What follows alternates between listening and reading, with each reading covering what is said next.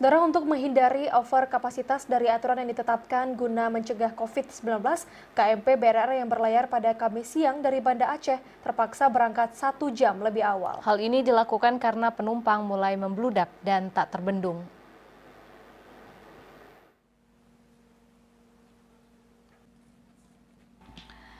Dalam 2 hari jelang Ramadan, jumlah penumpang dari Banda Aceh ke Sabang mengalami peningkatan signifikan. Dalam 2 hari ini, puluhan penumpang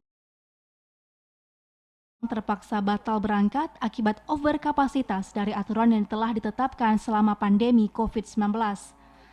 Seperti yang terjadi Kamis siang, KMP BRR yang sedianya berangkat dari Banda Aceh pukul 13.00 waktu Indonesia Barat harus berangkat 1 jam lebih awal dikarenakan mulai padatnya penumpang. Supervisi PT ASDP Uleli Balohan Lamting P. Aceh Husaini membenarkan hal tersebut. Ia mengungkapkan terjadi lonjakan penumpang dalam 2 hari jelang H-2 Ramadan. Dikatakan kapal terpaksa berlayar lebih awal akibat penumpang mulai tidak terbendung. Akibatnya puluhan penumpang dan beberapa kendaraan jenis truk terpaksa tertahan di Pelabuhan Uleli Banda Aceh untuk dapat kembali berlayar esok hari. Terpaksa kita berangkatkan kapal dari Ulili ke Balohan, tidak sesuai dengan waktu karena memang kita pun nggak sanggup bendung juga. Itu bersama dengan tim gugus kendali percepatan lah. Kita berangkatnya tadi kan jam 12, sedangkan jadwal keberangkatannya jam 1, Pak. Kalau untuk tiket yang udah terlanjur beli masih berlaku, tapi tadi kita nggak lepas kan.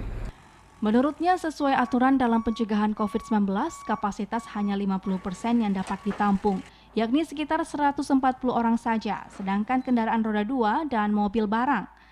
Ditambahkan selama bulan Ramadan, jadwal kapal masih menyesuaikan pelayaran di hari normal selama upaya pencegahan COVID-19, yakni dari Sabang pukul 8 waktu Indonesia Barat dan dari Banda Aceh pukul 13 waktu Indonesia Barat, yang dilayani 2 kapal Roro yakni KMP BRR dan KMP Tanjung Burang.